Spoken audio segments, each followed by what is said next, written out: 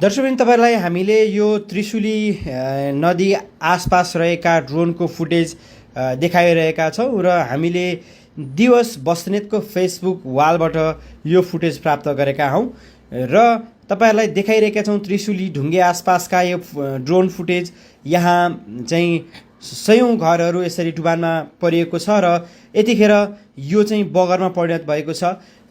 यो चाहिँ चाइनाबाट आएको हिम पहिरोको बाढी भन्ने हामीले जानकारी प्राप्त गरेका छौँ र विशेष गरी यो पहिरोले ठुलो विनाश निम्ति आएको छ। देशको धेरै ठाउँहरू ध्वस्त बनाएको छ। अधिकांश रसुवाको टिमुरेदेखि चाहिँ अत्यन्तै धेरै क्षति भएको भन्ने हामीले जानकारी प्राप्त गरेका छौँ र टिमुरेमा चाहिँ अलि धेरै जनधनको पनि क्षति भएको भन्ने हामीले जानकारी प्राप्त गरेका छौँ र यति बेला तपाईँहरूलाई हामीले त्रिशुली आसपासका ड्रोन फुटेज देखाइरहेका छौँ। यो बाढी कसरी आएको थियो, बाढी चाहिँ बजार क्षेत्रमा कसरी बेगसहित पसेको थियो भन्ने हामीले तपाईँलाई दृश्यमा देखाइरहेका छौँ र यहाँ बनेका हाइड्रो पावरहरू पनि नरहेको पनि हामीले तपाईँलाई देखाइरहेका छौँ र अहिले चाहिँ यो विशेष गरी चाइनाबाट आएका जुन यो बाढीले अत्यन्तै ठुलो क्षति पुर्याएको छ।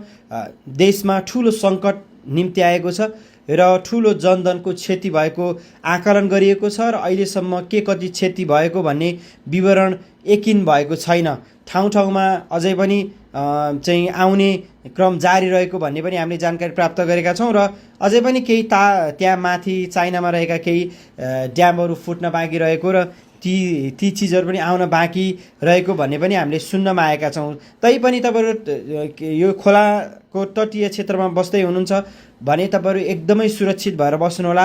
आसपासमा तपाईँहरूले यो जुन खोलाको विध्वंस तपाईँलाई हामीले देखाइरहेका छौँ, जुन चाहिँ यो त्रिशुली खोला हामी भन्छौँ र विशेष गरी यो जनै पूर्णेको ठ्याक्कै मेलाको अवसरमा धेरै तीर्थालु भक्तजनहरू गोसाइकुण्ड जाने क्रम पनि यही बाटो हुँदै जाने भएको हुँदाखेरि उहाँहरूलाई पनि प्रभावित भएको र केही मानिसहरू बेपत्ता भएको भन्ने पनि हामीले सुनेका छौँ।